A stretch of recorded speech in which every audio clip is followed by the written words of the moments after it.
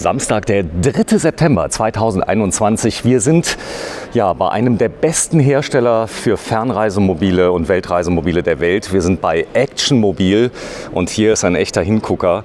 Ein TGS, Dreiachser MAN mit wirklich viel Leistung und einer Ausbaustufe, wo man wirklich sagen kann, egal was passiert, das Gerät wird wahrscheinlich am längsten überleben. Ja, hier ist Stefan. Ich grüße dich, Stefan. Ja, hallo Sven. Guten Morgen. Ja, der ist wunderschön. Die Farbe, also die hast du gewählt. Danke vielmals. Ja. Danke vielmals. Ja, wir haben es gewählt, weil wir so einen sandfarbenen Beige-Ton haben wollten. Wir haben viele Fahrzeuge ganz früher in Weiß gebaut. Dann kamen Grautöne ins Spiel, dann mal Olivgrau Metallic und es waren immer so ein bisschen die Hingucker. Und jetzt haben wir mal gesagt, ja, so ein sandfarbenes Fahrzeug wäre auch mal nicht schlecht. Die Farbe kommt unheimlich gut an. Stimmen sagen natürlich, in manchen Ländern bist du vielleicht da nicht ganz so gut bedient, weil das verwechselt werden könnte mit Militärfahrzeugen. Aber ich denke mal, davon sind wir doch ein Stück weit entfernt. Ja, wir werden gleich mal reingehen. Wir werden uns das Ganze mal anschauen. Du wirst mir bitte die Unterschiede mal so ein bisschen erklären, was ihr anders macht als ganz viele andere, damit eben ein solches Fahrzeug über die Dauer, und das ist ja das ganz Entscheidende, dass du wirklich die Fahrzeuge ein ganzes Leben lang nutzen kannst. Ich sag mal Fahrzeugleben. Die meisten Actionmobile laufen noch, richtig? Die laufen noch, ja. Das ist ähnlich wie manche Porsche und Ferrari und so weiter. Die laufen tatsächlich noch. Die ersten Fahrzeuge wurden 1979 gebaut. Da muss man gestehen, der Prototyp, der existiert nicht mehr. Der wurde von uns zu Tode getestet. Aber so die ersten Kundenfahrzeuge tatsächlich laufen noch. Die wurden auch teilweise schon liebevoll restauriert. Unimog U416 beispielsweise mit einer Hubdachkabine. Wunderschön. Der Eigentümer hat mir seine Fotos und Videos präsentiert. Also da sind wir natürlich auch sehr stolz drauf, dass die Kunden dann auch in dritter und vierter Hand diese Fahrzeuge dann noch so gut pflegen. Ja, es sind wahrscheinlich Fahrzeuge, die komplett individuell auf die Kunden zugeschnitten werden können. Komplett, alles individuell. Es gibt zwar so das eine oder andere Grundrisskonzept und Grundrissmuster, wo man sagt, ja, sowas hat sich mal bewährt. Aber im Grunde genommen, wenn der Kunde dann mit seinen Ideen auf uns zukommt, dann können wir das sehr, sehr gerne realisieren. So, jetzt hast du hier wahrscheinlich so das Machbare mal demonstriert. Ist der schon auf der Straße gewesen, der hier? Der ist schon auf der Straße gewesen. Haben wir auch 2019 hier schon präsentieren dürfen. Und aufgrund der Pandemie, haben wir jetzt ein paar Schwierigkeiten gehabt, von MAN beispielsweise jetzt die Fahrgestelle zu bekommen. Und der Eigentümer des Fahrzeugs, der hat uns das jetzt Gott sei Dank nochmal zur Verfügung gestellt. Und drum haben wir es jetzt nochmal hier stehen. Und in der Zwischenzeit haben wir auch Aufträge bekommen für baugleiche Fahrzeuge beziehungsweise auch für ähnliche Fahrzeuge mit abgesenkter Heckgarage für E-Bikes und etwas längere, wenn das Bett etwas zu klein war. Und da sind wir jetzt ganz gut versorgt mit Aufträgen. Guten Morgen. Guten Morgen. Ja, hast du das schon gesehen? Wir haben ja tatsächlich 3 Achsen und alle Achsen sind angetrieben. Sie können wahrscheinlich alle gesperrt werden. Ist denn zwischen der zweiten und dritten Achse, ist da nochmal ein Differential dazwischen mit Sperren? Ist nochmal eine Sperre dazwischen, ja, ganz genau. Wir haben hier permanenten Allradantrieb, damit wir auch ein bisschen Sicherheit haben. Permanent? Permanent, ja. Man kann bei MAN wählen zwischen permanent und zuschaltbar. Wir wählen in der Regel den permanenten Allradantrieb, weil wir eben zum Beispiel im Herbst nasse Straßen, Laub und so weiter da doch ein bisschen Sicherheitsreserven haben, weil beim zuschaltbaren Allrad gleichzeitig die Lenksperre mit zugeschaltet wird und dann haben wir doch hier und da ein paar Verspannungen drin, die wir dann auf Asphalt nicht möchten. Ich bin vollkommen begeistert. Also was kommt denn so einem Fahrzeug am nächsten? Ist das so ein Cut 6x6? Kommt das in die Richtung oder von der Geländegängigkeit? Ja, man kann natürlich die Fahrzeuge jetzt nicht so unbedingt miteinander vergleichen. Natürlich vom Komfort her, das Federungskonzept ist ein ganz anderes. Der Cut ist halt doch etwas rustikaler mit der Schraubenfederung und so weiter. Und hier haben wir Blattfederung, beziehungsweise kann man auch wieder bei MAN wählen zwischen einer Blatt- und einer Luftfederung, allerdings nur für die Hinterachsen.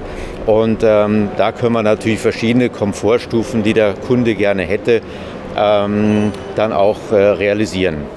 So, dieses Fahrzeug, das Fahrgestell, wo wird das üblicherweise eingesetzt? Ist das zum Beispiel im ganz harten Baustellenbetrieb? Ganz genau, ganz genau. Das ist auch die Luftfederung, die dort verbaut ist die sogenannte Baustellenluftfederung. Da sind die Luftfedern ganz kompakt an den Achsen angeflanscht. So, die Gefahr, dass sie angepiekst werden von Steinen und so weiter. Zumindest theoretisch. In der Praxis ist es noch nicht vorgekommen. Wir haben die ersten Fahrzeuge mit Luftfederung 1998 gebaut. Und in der Tat ist noch nicht mal aus Verschleißgründen auch nur jemals ein Schlauch oder ein Luftfederbalg ausgetauscht worden. Also die Fahrzeuge sind extrem robust, auch mit der Luftfederung, die vielleicht nicht überall so als anerkannt geländegängig angesehen wird. Ja, vielleicht mal ein, zwei Takte zum Eigner.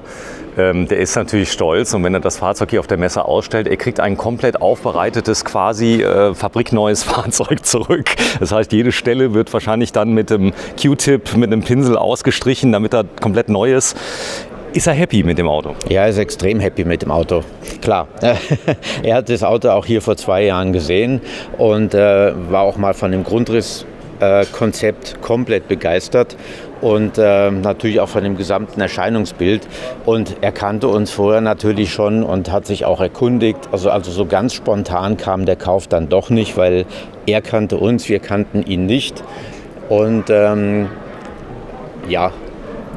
der Ruf ist uns vorausgeeilt. Ich zeig mal gerade, hier vorne ist das große Chemiewerk. Ja, es wird ja immer komplexer, was heute da ist, das Thema Abgasanlagen. Wie geht ihr damit im Ausland um? Ja, es soll ja Situationen im Ausland geben, da gibt es zum Beispiel kein AdBlue.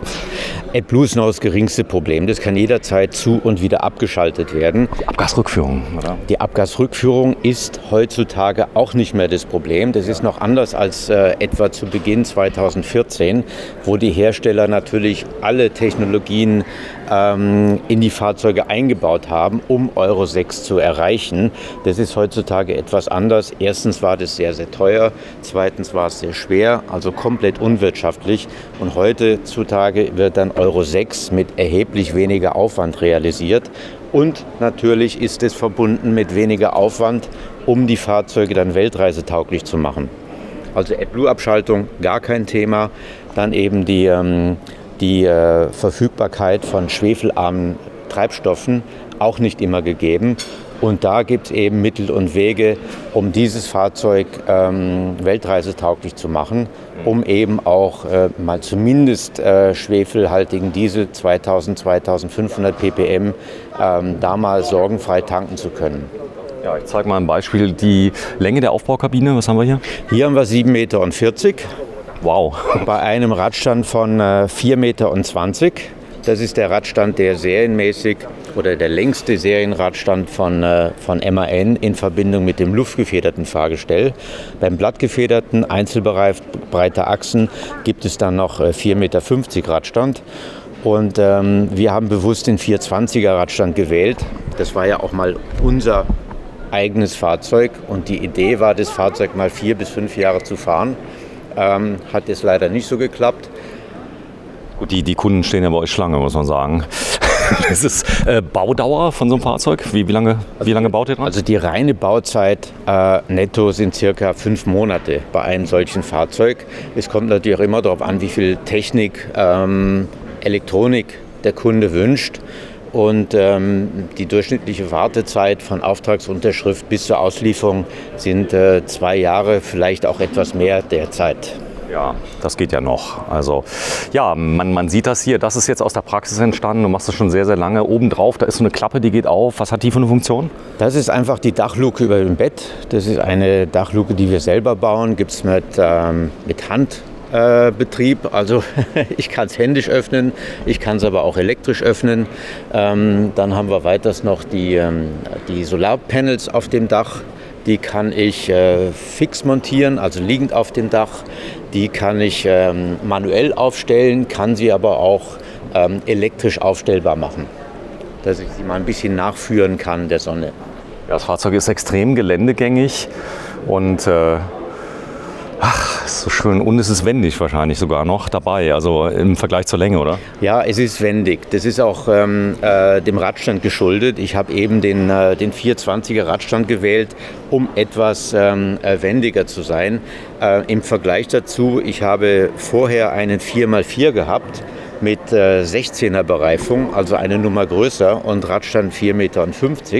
Und da war ich tatsächlich mit dem Zweiachser nicht so wendig wie jetzt aktuell mit diesem Dreiachser. Der Wendekreis war in der Tat mit den 16er Reifen größer als jetzt hier als Dreiachser mit den 14er Reifen. Ja, hier lenkt ja nichts hinten mit, oder? In dem Fall nicht, nein. Okay, das heißt... Es gibt Partnerfirmen, also konkret Firma Maurer westlich von München, die bauen uns eine gelenkte Hinterachse ein. Die machen uns auch Allradlenksysteme. Die machen hydropneumatische Federung, die machen Hydraulikabstützung und so weiter.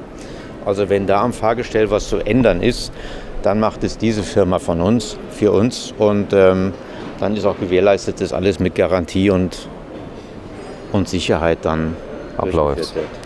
Ja, wenn du mal gerade so lieb bist, hier unten ist wahrscheinlich ein Staufach fürs Grobe. Da sind wir unterhalb der Watttiefe.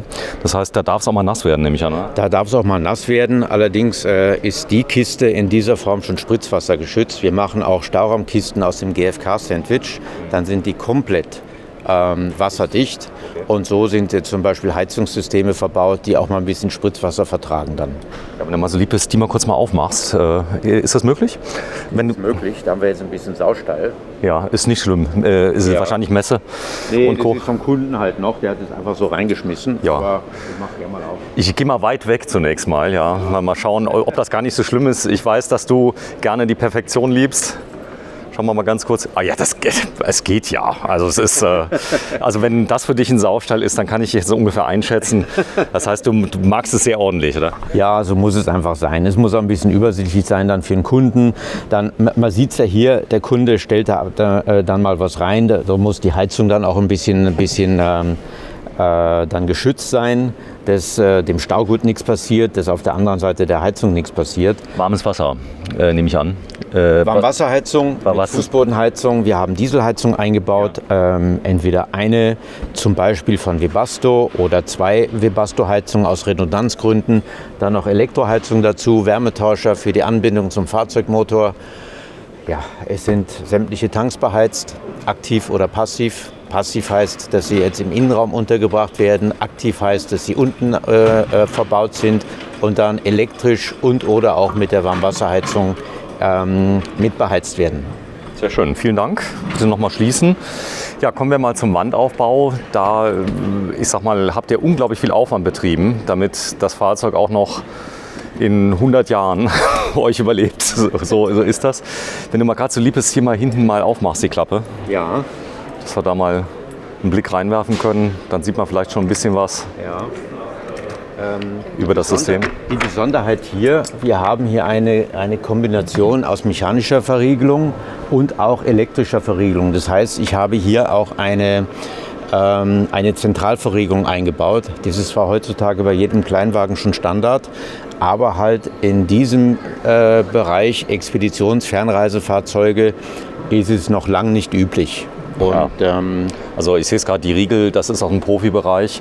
Das könnte auch ein Kühltransporter sein, der damit ausgerüstet ist, also richtig professionell. Ja, ganz genau. Und sehr rustikal, das heißt, da kann auch mal ein bisschen Staub drin sein und das schließt und öffnet dann trotzdem noch.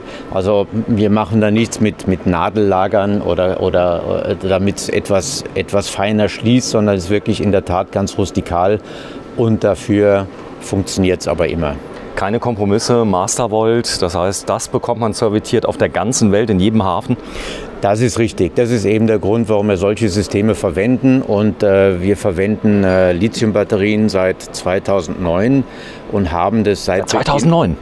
Und haben das seit Beginn an mit Mastervolt zusammen gemacht. Damals war natürlich alles noch etwas neu und da haben wir uns selbstverständlich gedacht, wenn die Batterien jetzt von Mastervolt in diesem Beispiel kommen, dann müssen wir auch alles von Mastervolt verwenden. Nicht, dass es dann nachher irgendwelche Probleme gibt mit mit Garantie und so weiter. Ja, wichtig ist ja auch, Bustechnik ist hier eingebaut.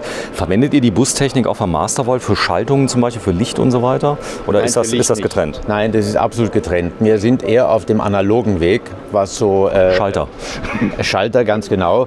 Was allerdings im Bussystem drin ist, was auch dann über Fernwartung serviciert werden kann, ist eben das Mastervolt-System. Das heißt, da gibt es ein Modem, da kann sich jemand reinwählen. Ganz genau. Alles, was von Mastervolt ist, sämtliche Geräte, die grau und grün sind in einem Bussystem integriert. Und da kann ich auch, falls es mal ein Update gibt oder was auch immer, da kann dann eben der Hersteller, in dem Fall eben Mastervolt, direkt von außen aufs Fahrzeug zugreifen und dann eben die Updates machen. Ja, vielen Dank. Bitte nochmal schließen. Dann ist natürlich das Thema Wandaufbau. Wenn du mir mal ein bisschen was erzählst, GFK an der Seite? Wir haben GFK an der Seite, ja, ganz genau. Und Sandwich oder was? GFK-Sandwich mit Isolierschaum, ich sag's mal so. Und das sind keine Standardplatten, sondern jeder Kunde bekommt für sein Fahrzeug die ganze Planung individuell durchgeführt. Das heißt, ich muss darauf achten, wo welche Verstärkungen reinkommen, eben wo welche Stauraumklappen, Fenster und so weiter verbaut werden. Und das wird geplant. Entsprechend lang ist die Lieferzeit von den Sandwich-Panels. Die liegen bei 10 bis 12 Wochen. Aber eben keine Standardware und Panels, Öffnungen, Fensteröffnungen und so weiter, Verstärkungseinlagen, die integriert sind in diesen Wänden. Alles ganz individuell und es geht wahrscheinlich um die Aufnahmepunkte jeweils, dass die im Prinzip im Rahmen liegen, dann nochmal im Unterrahmen oder wie ist das? Ganz genau, die habe ich entweder im Unterrahmen oder ich habe es auch in der Heckwand drin, je nachdem, ob der Kunde beispielsweise einen Motorradträger bekommt oder nur in Anführungszeichen 1 oder 2 Ersatzräder. Das muss eben dann alles individuell geplant werden. Ja, Fahrzeug ist jetzt 3 Jahre alt oder? 2 Jahre. 2 Jahre alt. Steht 2019, 3 Tage vor der Messe, ist es fertig geworden. Steht aber gut im Lack, oder? Also sieht aus wie neu. Ja, der Kunde hat es Gott sei Dank auch noch nicht sehr oft benutzt. Ja. Er wohnt zwar, seit er es übernommen hat, Ende 2020, permanent im Fahrzeug. Er wohnt da drin? Er wohnt permanent im Fahrzeug drin und hat es aber eben noch nicht, Gott sei Dank, bewegt im harten Gelände, oder? Ja, auf einem anderen Kontinent natürlich schon mal gar nicht, eben durch die Pandemie. Aber auch hier hat er gesagt, okay, er steht vorerst mal lieber, als dass er überall rumfährt. Er ist dann lieber alleine. Okay, das heißt, er steht frei, oder? Er steht frei. Ja. Ab und zu fährt er schon mal zum Supermarkt. Aber ansonsten ist er sehr, sehr gern alleine. Ja. Und eben momentan steht er lieber, als dass er fährt. Ja, ich zeige mal gerade ein schönes Detail. Wenn ihr mal ganz kurz mal rechts zur Seite geht, ja, dann filme ich mal von oben nach unten. Das ist jetzt mal eine Bühne. Das ist mal eine Bühne, ja. Der Rampenwinkel komplett erhalten, oder? Ja, der ist komplett erhalten. Wir achten natürlich auch immer ein bisschen auf die Optik des Fahrzeugs, dass es nicht immer nur eine rechteckige Kiste ist, sondern wenn es der Kunde zulässt und er hätte das gern, dann eben mit Abschrägungen. Die Seitenwände sind zum Beispiel abgeschrägt. Da geht es jetzt nicht nur um die Optik, da geht es aber auch darum, dass zum Beispiel das Fahrzeug im oberen Bereich deutlich schmaler ist als im unteren Bereich. Das hilft natürlich schon mal im Wald oder wenn ich durch einen naturbeschlagenen Tunnel fahre, dann kommt mir das natürlich zugute. Also es hat nicht nur einen optischen Grund, die Seitenwände im oberen Bereich abzuschrägen. Ist zwar mit hohem Aufwand verbunden, aber fürs Auge ist es was und es hat auch einen technischen Aspekt. Ja, wer jemals am Gardasee war, der weiß, dass 3 Zentimeter entscheidend sein können im Tunnel. Das ist so. Aber wir reden ja nicht über Gardasee. Das Ganze kann abgesenkt werden. Das heißt also, er kann wirklich komplett auf dem Boden das absenken, oder? Ganz genau. Die Plattform. Ganz genau. Das geht komplett bis auf den Boden. Ich kann natürlich auch mit der Luftfederung noch etwas nachhelfen. Das heißt, ich kann jetzt mit der Luftfederung das Fahrzeug absenken. Dann kommt es auch auf den Boden, wenn jetzt der Bereich hinter dem Fahrzeug etwas tiefer liegt. Oder ich kann natürlich auch den Stauraum dort hinten auch noch etwas bequemer erreichen. Ja, das heißt Absenkung Luftfederung, was geht da, 20 cm? Circa, ja. Circa, ja. Ganz genau. So, wenn du mal so lieb bist, hier mal öffnest. Ich gehe auch mal wieder weiter weg. Nicht Leer. das leer. Sehr schön. Jetzt, Da kann nichts passieren. Da sind jetzt Steckdosen dahinter, um hier so ein bisschen zu beleuchten. Aber auch. Ich möchte mal reinschauen, wie schön das gemacht ist. Komme ich nochmal zu dem Thema zurück, Zentralverriegelung. Ja.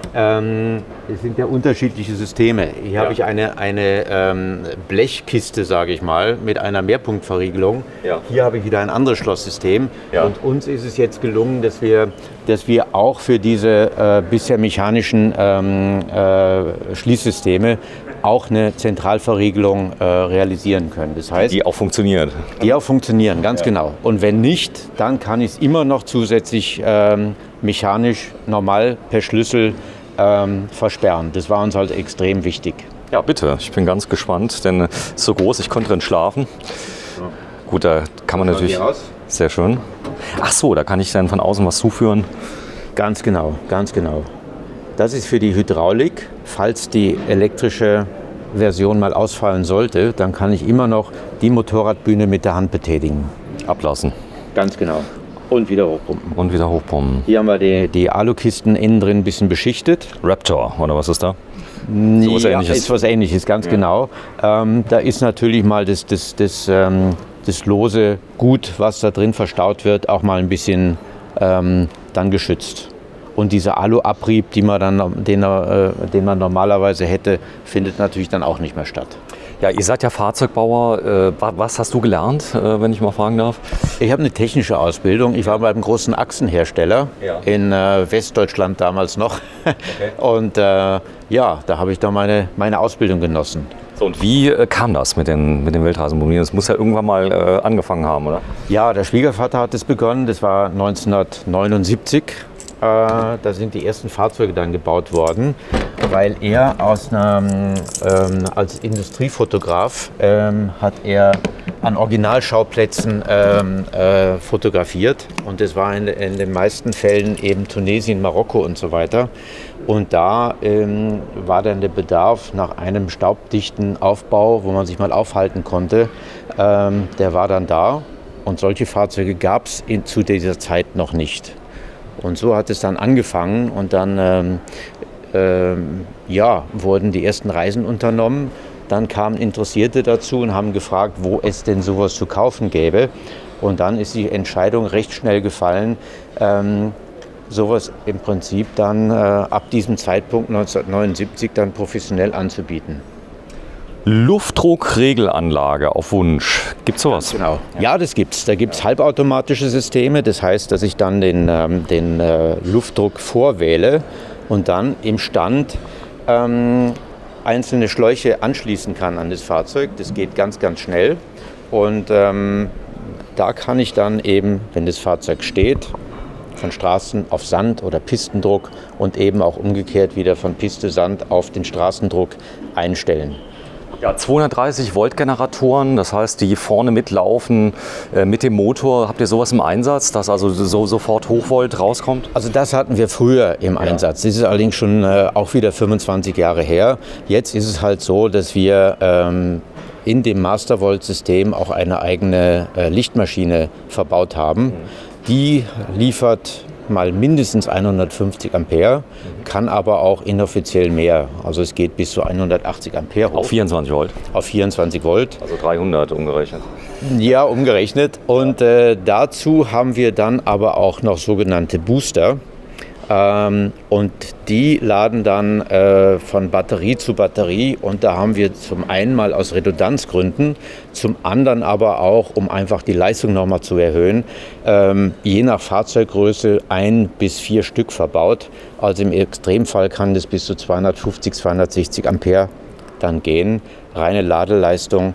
Und da kann ich dann mit einem solchen System den Tagesbedarf, ich sag mal, in 30 bis 45 Minuten locker wieder einladen. Das heißt auch mal eine kleine Überlandfahrt und die Batterien sind wieder voll. Plus Solar. Wir haben Dachsim. Was ist oben drauf an Solar? Wir haben je nach Aufbaugröße mindestens 1 Kilowatt, aber in der Regel dann doch 1,5 bis 1,6 Kilowatt. Ja, und in südlichen Ländern, das langt sogar wahrscheinlich im Winter für den kleinen Strombedarf, oder? Für den kleinen Strombedarf schon, vor allen Dingen, wenn ich die Solarpanels eben aufstellen kann. Wir haben mal einen Test gemacht am 21. Dezember. Das Solarpanel flach liegend, das waren 240 Watt Modul und da sind wir dann auf 2,2 Ampere gewesen. Da habe ich es mal aufgestellt. Auf den optimalen Winkel war ich plötzlich bei 6,6. Ja. Im Winter steht die Sonne ja schräg, aber oft werden die Fahrzeuge ja auch in Äquatornähe verwendet, da spielt es dann keine Rolle mehr. Da spielt es keine Rolle mehr. Nein, So. Da geht die meiste Energie dann für die Klimatisierung dann drauf. Genau, das wäre das nächste Thema. Aber das machen wir gleich drin. Da wäre die Shenandoah auch gefragt, denn du bist ja die Spezialistin für Wohlfühlen und du hast schon mal einen kleinen Blick reingeworfen. Ja, ich guck mal gerade. Also das sieht aus wie Eiche, aber ich könnte mich auch irren. Aber schon schön, oder? Wunderschön, das ist echt so wild und freimäßig. Gut, Ich freu mich drauf. er lebt ja auch drin. Das heißt, wenn du fest drin lebst, dann hast du natürlich andere Anforderungen. Ja, Wo wohnt er denn jetzt eigentlich Nein, während der Messenzeit? also während der Messezeit ist er wahrscheinlich in einem Luxushotel untergebracht worden auf Kosten von Action Mobil. Ja, fast. In Wirklichkeit wohnt er jetzt gerade in seinem Mercedes G und ist in den Dolomiten unterwegs. Mercedes G mit Dachzelt, das was er die letzten 5 Jahre hatte. Auch 6x6. Nee, nicht ganz. Er ist mit dem normalen G500 unterwegs. Der gute alte Letech-Umbau, so sage ich mal, Portalachsen. Cooles Leben. So, sehr schön. Da darf ich da mal reinschauen ins Fahrerhaus? Ist das möglich? Nur mal schauen. Wenn wir es bequem haben wollen, können wir auch gerne durch den Durchgang. Gerne. Also ich gucke mal gerade, ob ich außen noch irgendwas vergessen habe, weil ich bin da immer so schnell. Hier vorne ist noch so ein kleines Servicefach. Was kann jeder Zentimeter ist natürlich genutzt. Was ist da drin? Da ist jetzt ein Spiralschlauch für die Reifendruckregelanlage drin. Ja. Hier haben wir die Regelbox. Da die- wird der Druck vorgewählt. Die ist auch schnell, nehme ich an. Es soll ja dann noch schnell gehen. Ja, das Dann geht auch- extrem schnell. Also ich sag mal, von Straßen auf Pistendruck oder sogar auf Sanddruck geht es innerhalb von 5 Minuten. Voll. Wenn ich mir das vorstelle, das müsste ich jetzt an jedem Ventil extra machen, dann wäre ich bei einem 6x6 circa eine Dreiviertelstunde beschäftigt. Ja, Das wir kann ich damit elegant umgehen. sprechen von 6 muss, Reifen. muss eben nicht dabei stehen, sondern der eingestellte Druck, wenn er erreicht ist, dann wird die Anlage einfach abgestellt, Automatisch. automatisch, und die braucht man keine Sorgen zu machen. Ist natürlich im Vergleich zu einem vollautomatischen System, was auch während der Fahrt den Druck einstellen kann, ungleich einfacher. Es kann eigentlich nichts passieren. Wenn mal an dem System hier was undicht werden sollte, kann ich es einfach vom System trennen mit einem Kugelventil. Und das ist die einfachste Sache überhaupt. Also es geht ja auch um Druckverlust, wenn irgendwas passiert und so weiter. Jetzt ist jeder Zentimeter genutzt. Ich habe eben auch schon mal gesagt, es ist die Erfahrung wahrscheinlich, die ihr habt über die Jahrzehnte. Man nutzt einfach alles aus. Ich könnte auch einfach nur ein Blech dahin bauen, aber hier können auch mal ein paar Schmutzlappen untergebracht werden. Wir machen es hier auf jeden Fall so. Ach, wie süß. Ja, genau. Ja, aber das ist je nachdem, was drin ist. Ja, Das ist genau an der Stelle Handschuhe. Schmutzlappen, Handschuhe, Kabelbinder, da geht so viel Zeugs noch rein, was ich auch eben dann dort finde. Und die Größe der Aluboxen ist natürlich ganz individuell. Bei einem längeren Radstand ist die Kiste größer und diese Kiste da drüben etwas kleiner. Ja, komm mal mit mir mit. Wir gehen mal gerade noch mal einen Meter weg. Ich muss deine Tür feiern, die du hier gebaut hast. Die ist wirklich, sowas habe ich noch nie im Leben gesehen. Dadurch, dass das Ganze ja nicht gerade ist, sondern nach oben sich verjüngt, Ganz genau. hattest du die Möglichkeit, oben noch was ganz Besonderes einzubauen. Und das ist ein Unikat. Ja, da haben wir jetzt die mehrteilige Tür. Die ist eigentlich daraus entstanden, weil wir seit 1981 auch Hubdachkabinen anbauen. Und bei den ersten Hubdachkabinen war es eben so, dass das Dach dann wie bei einer Schuhschachtel sich über die Wände drüber gestülpt hat. Und dann hätte man natürlich nicht mehr den Aufbau betreten können bei einer einteiligen Tür. Und so sind wir dann auf die zweiteilige Tür gekommen. Und die ist im Prinzip so ideal, dass die meisten Kunden gesagt haben, okay, ich hätte gern die zweiteilige Tür auch dann, wenn eben kein Aufbau mit Hubdach gefragt ist. Und bei den abgeknickten Seitenwänden, da brauchen wir es sowieso, da geht es gar nicht anders mit einer einteiligen Tür. Ja, und ich kann jetzt den Türunterteil sozusagen schließen und habe oben noch ein vollwertiges Fenster. Das geht dann mit und ohne Glas, ganz wie es der Kunde möchte. Ja, was ist das für ein Fenstersystem? Ist das ein namhafter Hersteller oder macht die selber? Die Fenster bauen wir selber. Die bauen wir seit 1992 selber und haben natürlich davor auch die bis da üblichen Fenster, Kunststofffenster dann verbaut, aber seit 1992 eben Selbstbau und damit sind wir sehr zufrieden. Ja, ich sehe schon. Also die stoppen auch die Gasdruckdämpfer an jeder Position? Ganz genau so ist es, ja. Und die werden dann kombiniert mit Sichtschutz und Insektenschutzrollo. Nicht von uns dann natürlich gebaut, sondern magnetisch, die kaufen oder? wir zu, ganz genau. Weil da kann man sich nicht dran geben. Und da gibt es wirklich ein ganz, ganz perfektes System auf dem Markt, was wir da verwenden. Und damit sind wir sehr zufrieden. Ja, ich habe schon gesehen, also ihr habt viel Licht verbaut im Fahrzeug. Jetzt ist das Fahrzeug hier schon 2 Jahre alt. Ja. Das geht ja im Schweinsgalopp an Lichttechnik hier, die man da hat. Auch das muss ja funktionieren. Das heißt Bussysteme, Dimmer und was weiß ich alles, da seid ihr noch analog unterwegs, oder? Damit es auch ja funktioniert. Ein Bussystem haben wir auch da nicht verbaut, sondern es geht alles mit separaten Schaltern und Dimmern und das funktioniert einwandfrei. So, das ist ja die gute Stube. Wer sich auskennt, werden solche Fahrzeuge im Fernreisebetrieb auf ein Containerschiff selber gefahren oder gibt es da Services, die dann reinrangieren? Das machen dann schon in der Regel die Kunden dann selber. Es gibt natürlich auch Services, wo man dann auch mitreisen kann. Jetzt in der aktuellen Lage natürlich nicht. Aber es gibt dann hier und da schon mal Services, wo man eben sagt, ich fahre erstens das Fahrzeug selber aufs Schiff und kann eben auch dann mitreisen zum Zielort. Sehr schön. Ja, die Tür, die sieht ja mal gut aus. Ich habe schon alles gesehen, was ich sehen wollte. Ja, sie ist dreifach verriegelt mit richtigen Stahlbolzen. Ganz Also genau. es macht gar keinen Sinn, durch die Tür einzudringen, oder? Nein, es macht gar keinen Sinn und es ist auch bei unseren Fahrzeugen erst einmal versucht worden. Ist auch schon wieder 15 Jahre her. Man hat es nicht geschafft und mit der Dreipunktverriegelung, mit den verdeckten Scharnieren, das ist auf jeden Fall mal mehr als ausreichend. 4, 5, 6 Punktverriegelung würden da gar nicht mehr allzu viel helfen. Und die Wahrheit ist einfach die, dass die Profis, die in das Auto rein wollen, die gehen zu 99% über das Fahrerhaus ins Fahrzeug rein, weil einfach da auch die Routine besteht. Standardschloss, das kennt man. Ja. Standardschloss, wenn nichts weiteres noch installiert ist, dann haben wir halt nur das Standardschloss und ja, da werden natürlich die Profis drauf trainiert und da ist natürlich das Eindringen, wenn nicht Zusatzschlösser verbaut worden sind, natürlich auch dann relativ einfach. Ja, da habt ihr aber auch natürlich die Antwort drauf. Da gibt es Zusatzschlösser. Es gibt Zusatzschlösser, die sind dann wahlweise gleichsperrend mit den Aufbauschlössern oder auch verschiedensperrend.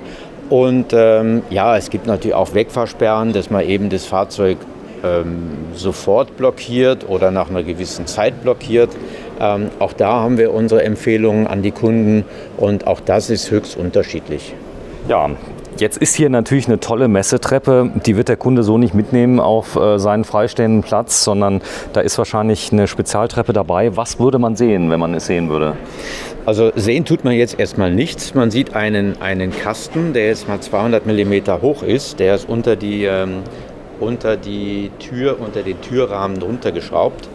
Und wir verwenden oder haben bisher auch herkömmliche Treppen verwendet, die es auf dem Campingmarkt zu kaufen gibt. Der Nachteil, erstens, wie der Name schon sagt, Campingqualität. Zweitens, in eingefahrenem Zustand 8 cm höher das Paket als wir mit unseren 200 mm. Das ist eine Welt, 8 cm. Ja, es kann schon sehr, sehr viel sein. Und dieses Stiegensystem ist komplett geschützt. Wir haben da einen Stahlkasten drum mit 5 mm Wandstärke. Und noch ein weiterer Vorteil, diese Treppenstufen sind auch sehr breit, bequem. Und noch ein Vorteil, die untere Stufe in ausgefahrenem Zustand ist tiefer als die untere Stufe dieser käuflich zu erwerbenden Stufe. Schön, Ingenieursarbeit dann wahrscheinlich oder Ja, Tüftel. sind ein paar Arbeitsstunden ins Land gegangen. Industriemotor drin, ich kann mich auf die Treppe draufstellen und sie würde theoretisch trotzdem noch einfahren, ohne dass irgendwelche Anstrengungen vom Motor zu hören sind. Ja, ich habe bei mir. Aber wir haben natürlich auch Sicherheitsschaltungen drin, dass eben das nur bis zu einer bestimmten Belastung dann passieren kann. Ja, ich bin ganz ehrfürchtig. Wenn du mal gerade die Tür mal bitte schließt mit... ich will mal gerade den ganz großen Hörtest machen, wie sowas schließt, ja. Bitte nochmal. Das ist genial. Das könnte eine Tresortür sein, aber es muss genauso klingen, oder? Ja, natürlich. Das sollte es am besten. Ja, ich habe eben schon gesehen, das ist jetzt Fernreisemobil auf höchstem Niveau. Also auch was die Innenausstattung angeht, denn die Leute leben ja auch hier drin. Ja, man kann sowohl als auch, ich darf mal vorgehen? Ja, auf jeden Fall. Dass wir das mal sehen. Hier ist so ein kleines Rollo drin. Was ist da drin? Ist ein Schuhschrank. Ein Schuhschrank. Darf ich das mal sehen? Ja, auf jeden Fall. Das kann man jetzt hier öffnen. Da kann ich meine Schuhe unterbringen. Toll. Und damit ist auch begründet, dass die Schubladen von der anderen Seite dann etwas verkürzt sind. Und aufgrund der Größe des Fahrzeugs habe ich dann auch 2 Schuhschränke, eben auf der anderen Seite nochmal das Gleiche. Ich liebe Schuhschränke am Eingang, weil das ist das, was viele auch vergessen. Dann das Schaltersystem kann der Kunde natürlich frei wählen. Wenn er sagt, ich will das Gleiche haben wie zu Hause, das würde gehen. Ja, definitiv. Das geht. Das ist gar kein Problem. Farben, Hersteller, alles frei wählbar. So, was ist denn das für ein Boden? Ist das? Das ist ein Kunststoffboden, der ist einem Holz dann nachempfunden. Der ist aber einzelgliedrig. Also es ist jetzt kein Vinyl, der jetzt drauf liegt, sondern das ist wahrscheinlich... Ist ein Vierschichtboden, der Ja. ist 2 mm stark und den kann ich in Einzelplanken sozusagen verlegen. Angefangen hat es mit den Optiken, wie wir es auf dem Schiff finden, also Teakholz-Optik mit diesen So längs. Streifen Ja. und so weiter dazwischen und ist eben sehr robust und pflegeleicht. Und angefangen hat damit, ist auch schon wieder 15 Jahre her, ein Kunde, ein Orthopädietechniker, der hat diesen Boden in seiner Praxis drin. Und er sagt, na gut, er ist in der Fußgängerzone, da kommen dann im Winter die Leute mit Kieselsteinchen unterm Schuh, teilweise mit Krücken, teilweise im Rollstuhl. Ach so, Und der er geht sagt, nicht kaputt. Und er sagt, der Boden geht nicht kaputt und aus dem Grund wollte er den Boden auch in seinem Fahrzeug haben.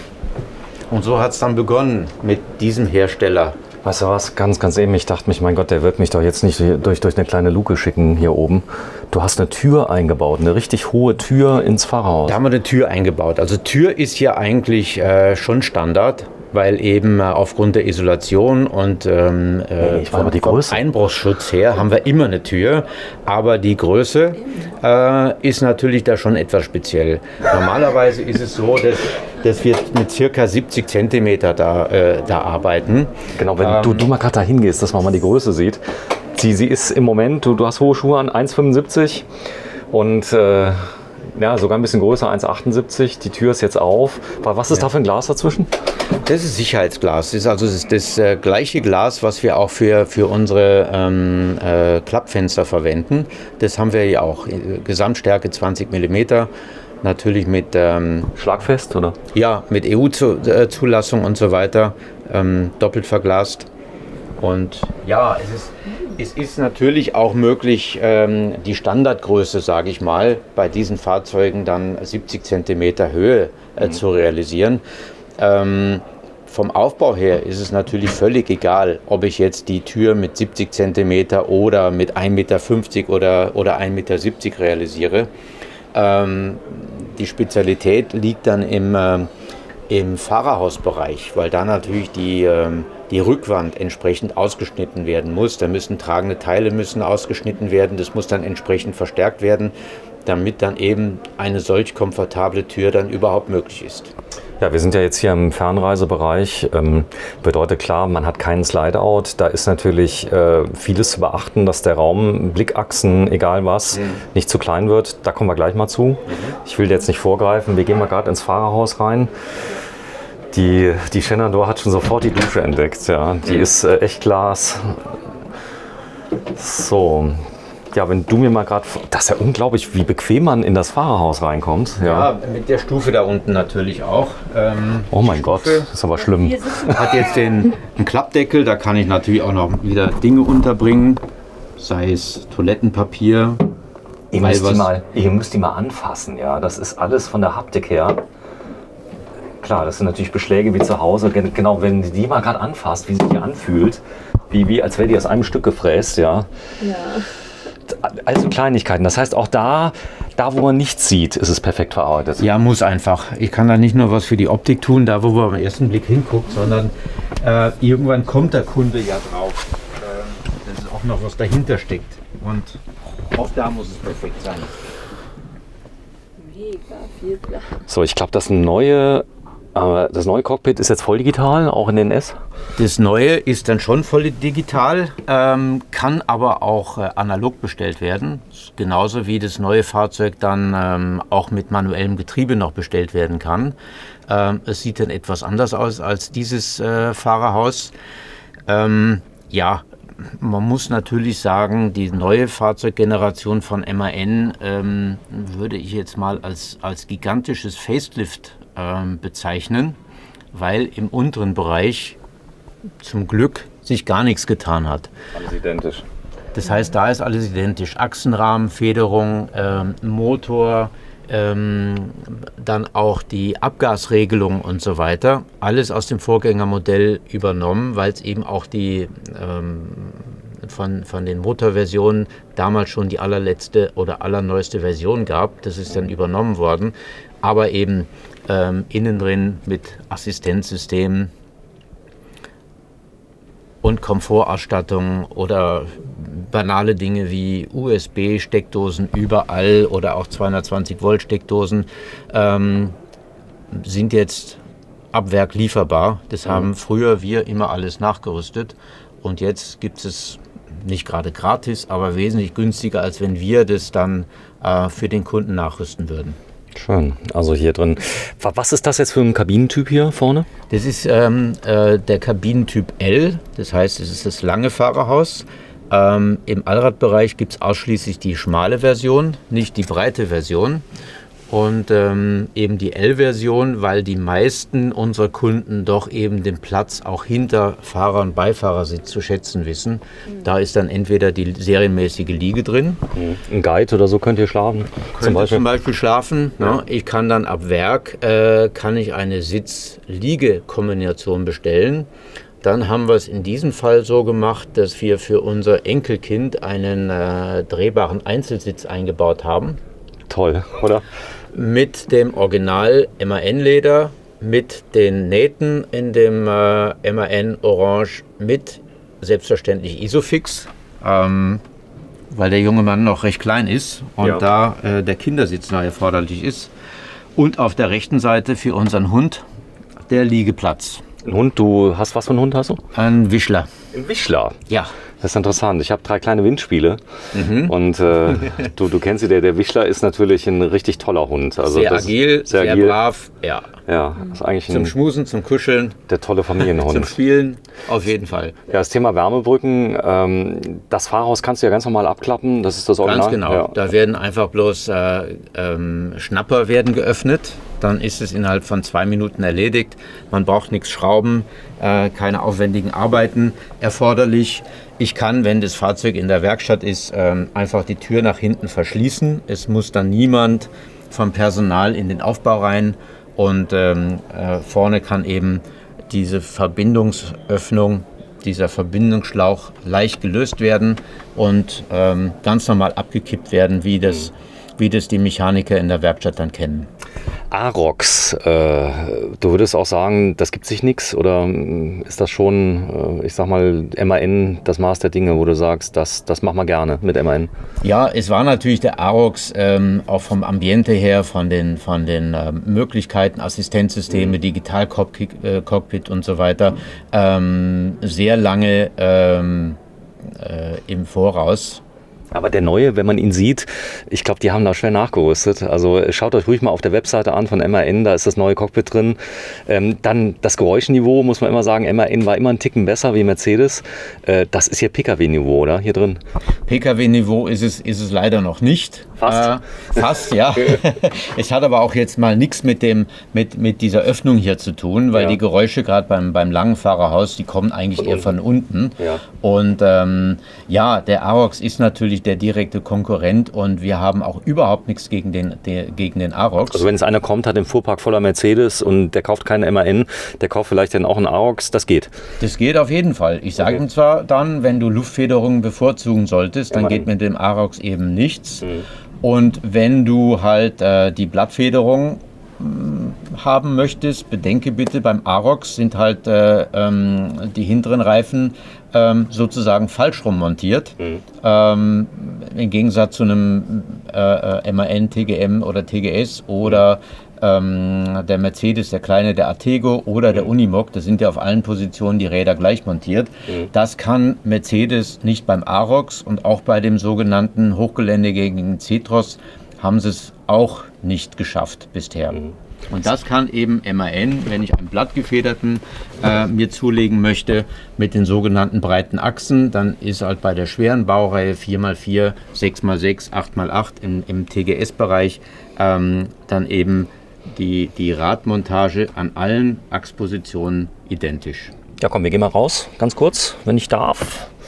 Ja, der Zugang, also noch nie konnte ich so gut in einem Fernreisemobil ein- und aussteigen. Ja, das wird auch geschätzt von den Kunden und da sind wir eben auch in der Familie, wenn wir halt eben auch reisen oder auch Kurztrips machen und eben neue Ideen haben und einfach das Auto selber sehr kritisch beurteilen und früher eben mit 70, 80 Zentimeter Durchgangshöhe eben nicht zufrieden waren. Oder wenn es heißt, okay, ja, was brauchst du so viele Fenster und so weiter. Es muss einfach hell sein im Fahrzeug, es muss frische Luft rein können und das kann ich eben nur dann, wenn viele Fenster verbaut sind. Ja, du hast eine Infrarot-Wärmekabine eingebaut, die ganz wollige Wärme gerade im Rückenbereich liefert. Das ist an der Stelle... Wer kam auf diese Idee? Das ist ja vollkommen genial. Ja, wir wollten immer schon mal irgendwas mit Dampfsauna und so weiter machen, weil wir auch zu Hause mal in der Sauna sitzt und sagt, boah, das wäre so klasse, wenn mal ein Fahrzeug eine Größe hätte, wo sowas möglich wäre.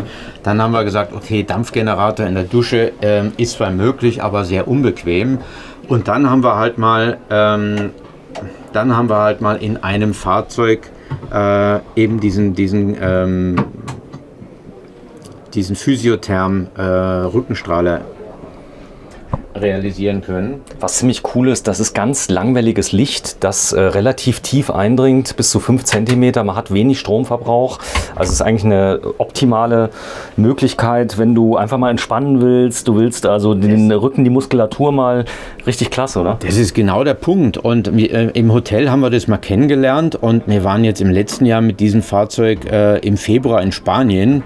Da hat es auch nicht immer so die Temperaturen, die man jetzt von Spanien kennt.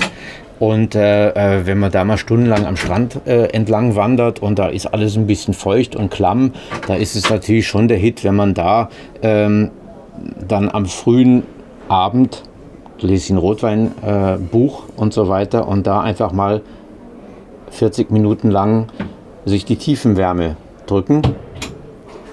Pushlogs. Gut, das ist natürlich mit Luftfederung, ist natürlich schon Luxus pur, aber da habe ich gar nicht gewusst, dass der Arocs mit der Luftfeder, dass das nicht vergleichbar ist mit MAN, oder? Nein, eben den Arocs bekomme ich nur mit der Blattfederung. Ja. Ne? Und bei MAN kann ich eben wählen zwischen Blatt- und Luftfederung. Eben mit der Einschränkung beim MAN, dass eben dann die Räder nicht auf allen Positionen identisch montiert sind. Aber das habe ich eben dann beim Mercedes, beim Arocs, beim C-Tross und so weiter eben auch nicht. Ja, die Shenandoah macht schon alles richtig. Ich zeig's mal gerade. Die Möbel, wie sind die gefertigt? Ist das hier massiv oder funiert? Das ist funiert. Es ist immer funiert, weil einfach Massivholzmöbel, richtig Massivholzmöbel, also keine, also aus dem Vollen geschnitten, die würden sich gnadenlos verziehen. Das kann man nicht machen. So, das Ausgleichsgefäß. Ganz genau, für die Heizung. Toll. Mensch, du hast noch was anderes natürlich richtig gemacht. Ja, das Ganze muss ja auch 1000-mal funktionieren im Bereich Festtanktoilette. Die liegt direkt über dem Tank. Einfacher geht's nicht. Wie ist da das Tankvolumen? Bei den kleineren Fahrzeugen haben wir mal mindestens 65 Liter. Bei den größeren Fahrzeugen, so wie wir es jetzt hier haben, haben wir 100 bis 120 Liter. Das kommt jetzt Reisenden, die aus dem Reisemobil Bau kommen, beziehungsweise ein solches Fahrzeug haben, recht wenig vor. Allerdings haben wir hier auch keine Zahacker- oder Vakuumtoiletten, weil die extrem viel Wasser benötigen würden. Das heißt, ich brauche sehr große Frischwassertanks, sehr große Fäkalientanks, eben weil das Volumen benötigt wird, um eben die Fäkalien mit Pumpe oder Beim großen Geschäft, ja, sollte man laut Anleitung bei Dometic Seamaster die komplett füllen. Und dann, da sprechen wir von 10 Liter, die da reingehen. Ja. Das ist hier nicht nötig, das fällt alles nach unten. Nein, überhaupt nicht. Also da kann ich mit einem 0,1, 0,2 Liter Wasservolumen auf jeden Fall ganz locker rechnen. Und bei Vakuum und Zahacker, da kann ich mal von mindestens 0,9 bis maximal 2,5 Liter Wasser ausgehen pro Spülung.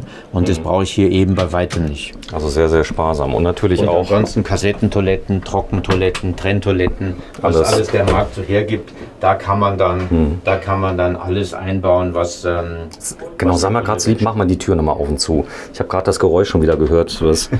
Bitte nochmal. Das ist so herrlich. Ja, du hast eine riesige Dusche. Also es ist ja immer noch ein Fernreisemobil. Ja. Genau, Shenandoah, geh ruhig mal rein. Denn hier ist alles nicht so, hier kannst du die Schuhe anlassen. Sie hat Hallenschuhe an, speziell für die Drehs. Also haben wir Spezialschuhe, die nur in Hallen verwendet werden. Ja. Das ist so, aber das ist wirklich jetzt mal auch so. Das ist ein Natursteinboden. Ein Natursteinboden, echter. Echter Naturstein, das ist also der gleiche Stein, den wir eben auch für den Waschtisch verwenden und auch für die Arbeitsfläche in der Küche. Dünnschicht oder normal? In dem Fall nicht, nein. Wir haben ja wir haben jetzt ein Fahrzeug im Bau mit einem Naturstein in Betonoptik. Und dieser Boden ist dann im gesamten Fahrzeug verlegt. Das ist dann Dünnschicht auf Sandwich-Konstruktion. 1,78 Meter heute bist du Kopfhöhe und ja, du machst auch Ballett, wie man gerade sieht. Du bist auch Tänzerin, du bist Schauspielerin, ja. So, jetzt sind Tag Nummer 8. Das hier ist jetzt die Speerspitze überhaupt der Welt, so muss man sagen. Also diese Fernreisemobile von Action Mobil genießen wirklich Weltruhm. Also das ist so, die Leute unterhalten sich, also wenn du da irgendwo stehst, du siehst ja kaum welche. Ist ja das Problem, weil die irgendwo auf der Welt immer rumdüsen und die Welt ist ja groß. Und wie findest du es denn jetzt? Also das ist ja immer so, die letzten, die wir gesehen haben, recht nüchtern. Und hier, ich sag mal, kann man schon sagen, dass hier könnte schon ein ganz tolles Hotelzimmer in den Alpen sein.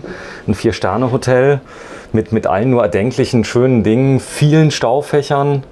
Was ist das für ein Holz hier? Ist das Eiche? Das ist Eiche, ja. Das ist sogenannte Wildeiche. Früher hätte man es wahrscheinlich rustikal genannt, aber die Zeiten sind auch vorbei. Jetzt ist es Wildeiche.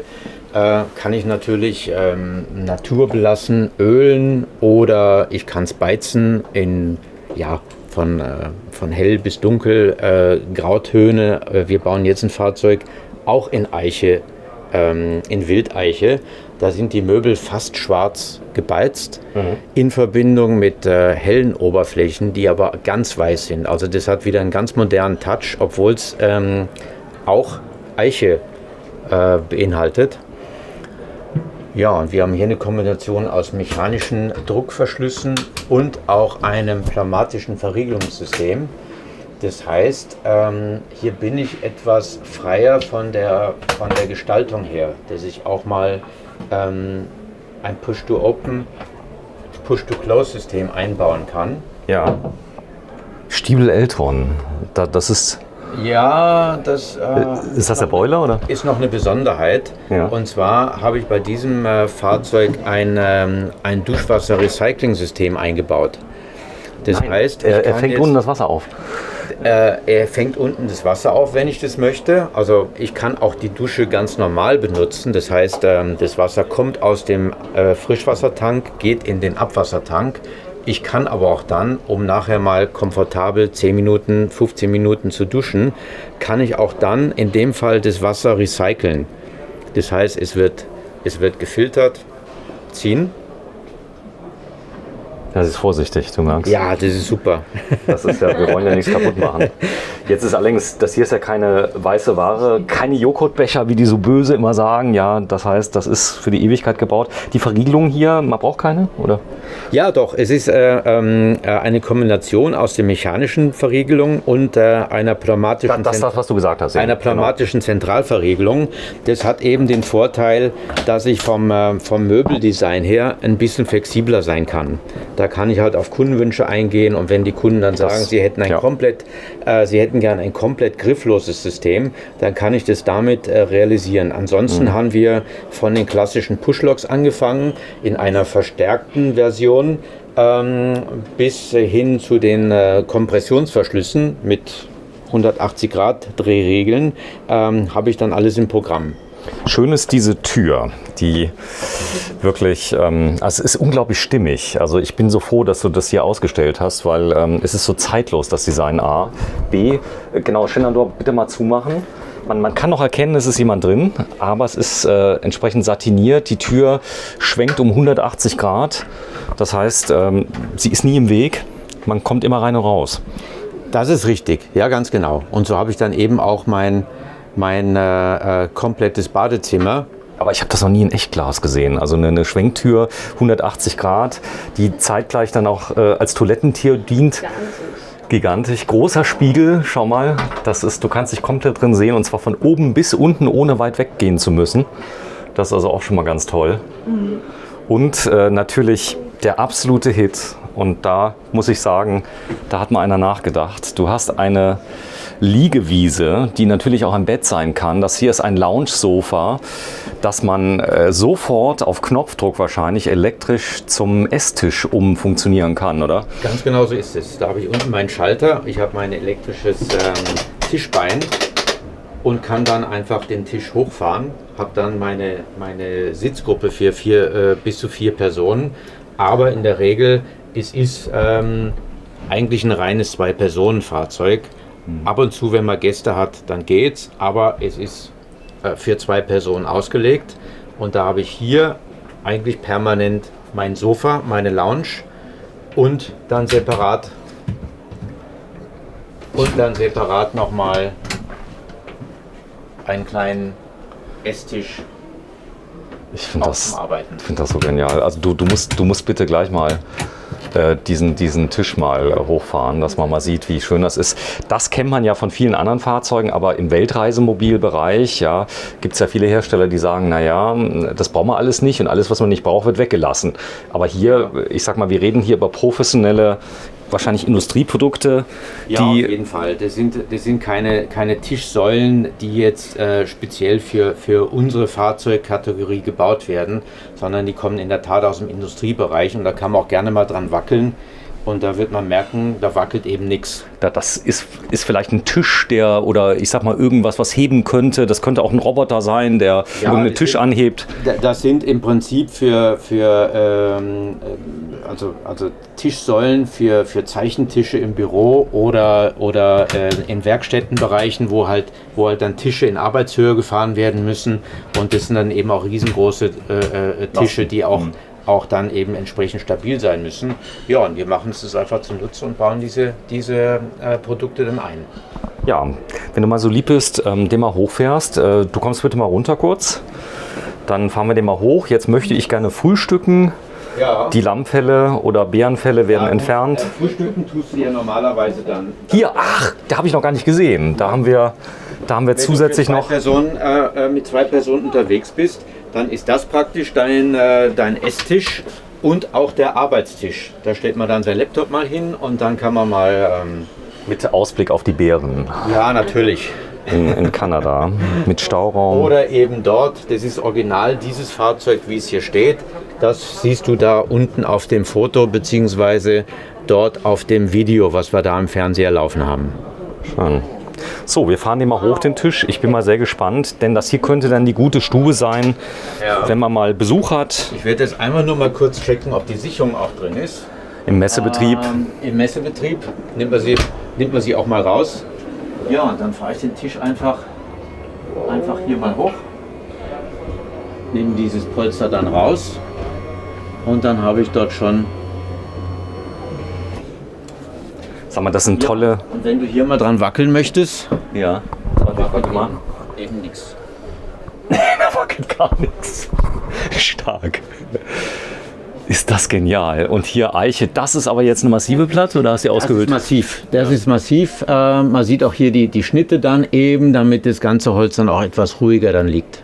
Genau, wenn du dich mal reinsetzt, bitte schön, Nandor. Jetzt kann man das Ganze Das abklappen. kannst du jetzt auch noch wieder rausnehmen natürlich. Hier geht es etwas leichter dann. So, das ist ein bisschen einfacher. Der Einstieg Beziehungsweise ist das Ding dann auch, sind die Teile einfach nur reingesteckt. Die kann ich auch ganz rausnehmen. Komplett rausnehmen. Komplett rausnehmen. Aber wenn man eben hier zu zweit liegt, dann fühlt man sich besonders wohl. Gute Höhe, ja. ist echt gut. Gut Ja, gemacht. Und das Schöne ist, es ist auch natürlich hier angeschrägt, dass man auch gut aneinander vorbeikommt. Ja, so ist es. Dann haben wir da ein bisschen mehr Bewegungsraum und ja, jetzt gibt es dann Kunden, die sagen, ach, machen wir da noch 5 cm mehr oder was auch immer.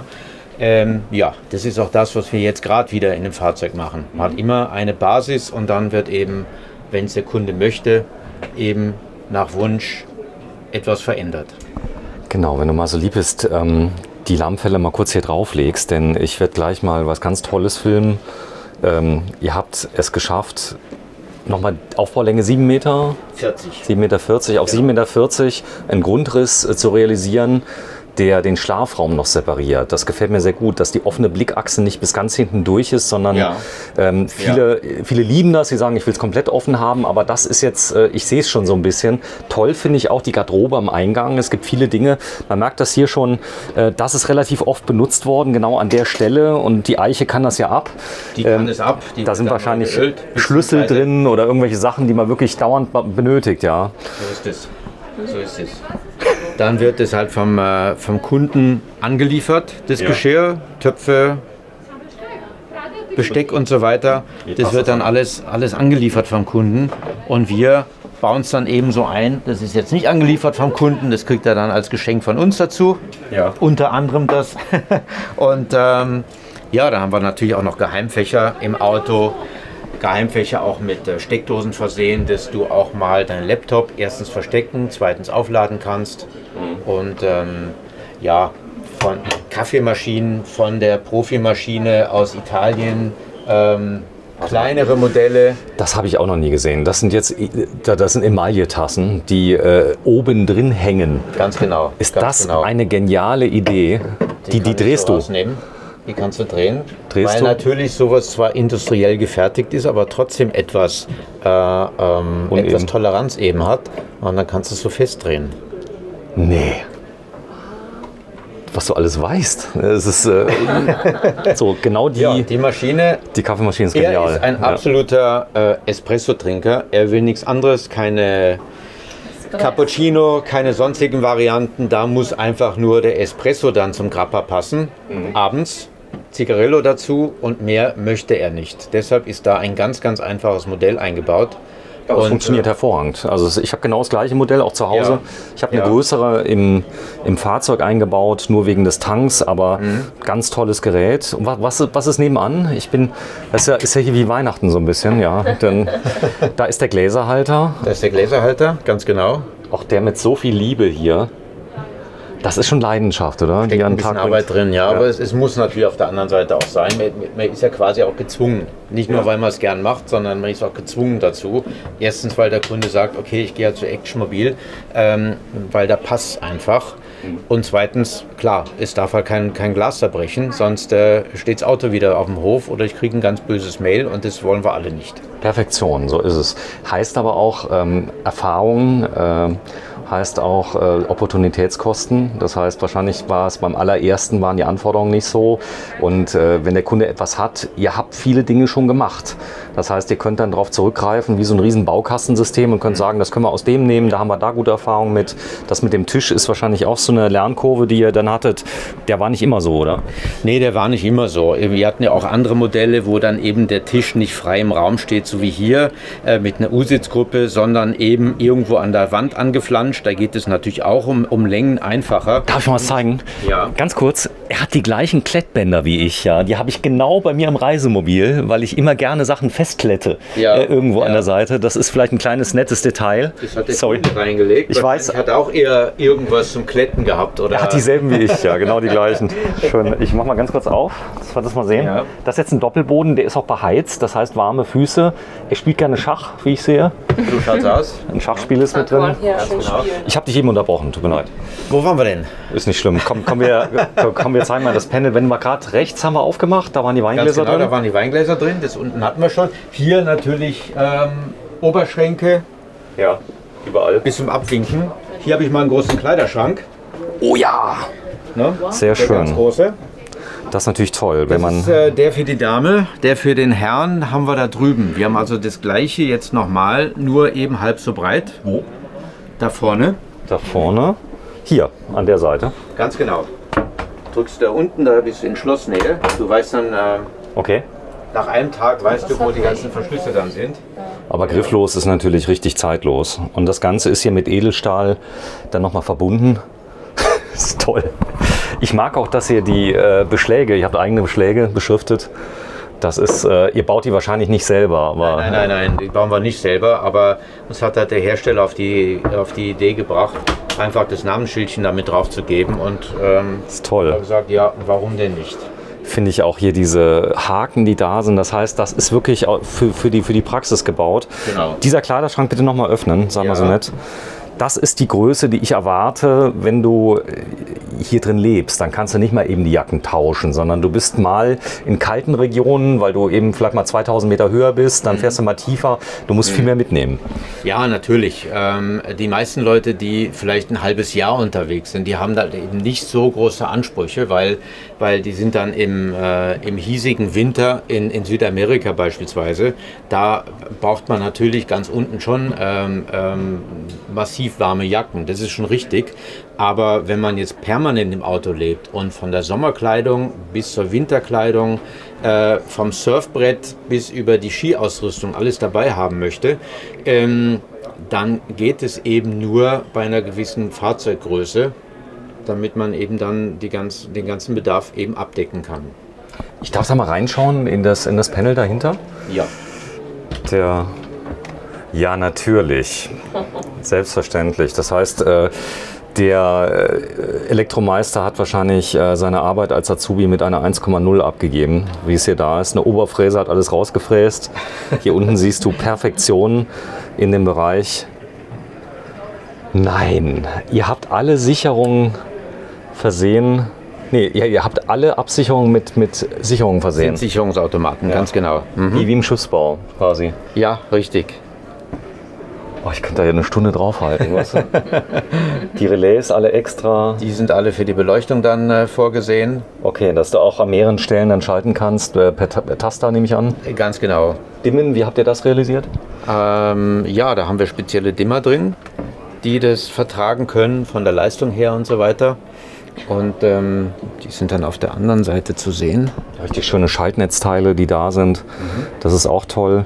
Ja, mittlerweile kriegt man ja alles. Hier hast du dann Infrarotdusche, E-Heizung, Boiler, Tisch. Gut, das ist jetzt Elektroverkabelung, aber ich bin ganz beeindruckt, wie schön ihr das gemacht habt. Das ist so, warte, ich zeig's nochmal gerade. Da ist sogar der Winkel von jedem Kabel gleich. Ja gut, du lachst, aber Ja, du, was ich teilweise sehe hier auf der Messe, auf der gleichen Messe, ihr steht ja jetzt hier nicht auf einer speziellen Offroad-Messe, sondern schon auf dem Caravansalon in Düsseldorf, der jetzt nicht die zentrale Quelle ist für, ich sag mal, Weltreisemobile, aber du siehst da schon Sachen, wo du dir denkst, okay, das hätte man schöner machen können, oder? Ehrlich gesagt, ich kriege das gar nicht so mit. Kriegst du nicht mit? Nein, weil ich gehe natürlich auch in andere Fahrzeuge nicht rein. Erstens aus Zeitgründen, zweitens macht man es einfach nicht. Das ist zumindest meine Einstellung zu dem Thema. Und drum erfahre ich immer nur die Dinge, die mir erzählt werden. Ganz ehrlich. Es gibt das und das. Du kriegst alles. Also es ist eine Geldfrage. Aber hier muss ich sagen, im Weltreisemobilbereich ist das Standard. Also da machen auch andere richtig gute Sachen, muss man sagen. Aber das, was ich jetzt hier gesehen habe, das kann man nur noch huldigen. Das ist wirklich hervorragend. Es ist viel Arbeit natürlich drin. Oder auch hier zum Beispiel die Bedienpanels. Die sind jetzt nicht überfrachtet mit allen möglichen Schaltern, sondern eben es ist viel dahinter untergebracht, was der Kunde vielleicht auch gar nicht sehen möchte. Und hier konzentriert man sich dann auf die Dinge. Mein Tischler sagt mir, du hast den Raum zur Verfügung, die Höhe, die Breite, mach was draus. Dann wird eben geplant mit meinen Ingenieuren und auch mit dem Elektriker, was alles denn rein muss. Ja, und dann sitze ich da manchmal 3 Tage und schiebe alles hin und her, dass es dann ein optisches Bild ergibt, dass alle Linien, alle Abstände gleich sind, dass da alles gleich ist, dass da alles gleich ist wie da, dass da alles gleich ist wie da. Dann geht es halt so weit, dass ich das eben ja auch farblich abstimmen muss. Dann habe ich Kunden aus den Niederlanden, dann habe ich englische und französische Kunden. Das musst du dann natürlich dann auch alles berücksichtigen. Dann geht es so weit, wenn es einigermaßen geschmacklich erträglich ist, dass die Farbe jetzt von der Beschriftung identisch ist mit der Farbe vom Polster. Oh ja. Natürlich ist das alles unter der Oberschrift brauche ich alles nicht, aber klar, wenn die ganze Messe wäre leer unter der Überschrift brauche ich alles nicht oder was brauche ich denn? Ja. Was auch schön ist, ist natürlich eine Herausforderung, ist die Abriebfestigkeit allein der Beschriftung. Ja? Das fängt ja dann an, wenn du jetzt irgendwas machst und der merkt so nach 3 Jahren, weil er vielleicht mal ein bisschen Lösungsmittel am Finger hatte, ja, kann ja mal passieren und dann geht die Beschriftung ab, ja, dann gibt es wieder einen Anruf. Ja, ja und darum haben wir das halt aus dem Industriebereich. Da werden halt normalerweise Schalltafeln für Maschinen halt beschriftet. Die werden auch dann vielleicht 3-mal am Tag gereinigt oder sind halt im Krankenhausbereich, die werden halt ständig desinfiziert und da wird auch mal mit scharfen Mitteln dran gegangen. Hier hat man halt ein Mikrofasertuch und vielleicht ein bisschen Seifenwasser. Das heißt, man kann davon ausgehen, dass es ewig hält. Ja, die Verriegelung, auch hier habe ich die Möglichkeit, in Lüftungspositionen zu gehen und das Fahrzeug ist verriegelt, was ja ein ganz, ganz großes Thema ist. Das heißt, es ist halt mit diesen relativ rustikal, relativ einfach, ohne Hightech, aber es funktioniert ewig. Wir bauen natürlich auch die Griffe und alles dann selber. Und die Gasdruckdämpfer in den Rahmen eingelassen? Ja, dann klar, damit die eben nicht so auftragen, damit eben auch dieses Rollo nicht weiter aufträgt. Und ja, das ist das Rollo, das kann man ruhig sagen, das ist von KCT. Das ist halt der Pionier in meinen Augen unter den Fensterherstellern, die halt für den Selbstbauer oder auch für verschiedene andere Hersteller die Fenster bauen. Und der kann das mal richtig gut. Hartglasfenster.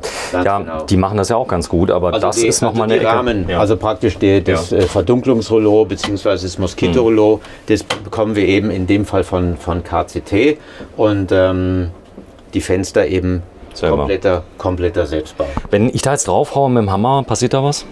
Da sieht man wahrscheinlich irgendeinen Macken von außen. Aber es bricht nicht.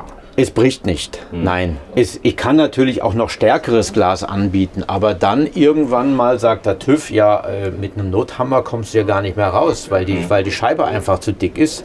Und da müssen wir uns natürlich als Hersteller auch ein bisschen dran halten. Ich kann natürlich auch statt einem Panzerglas beispielsweise auch Folien anbieten.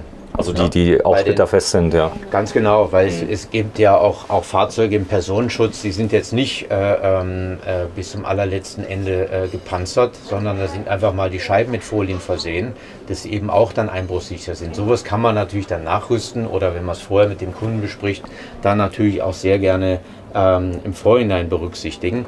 Aber das ist natürlich schon toll. Du bist jetzt hier, du stehst frei.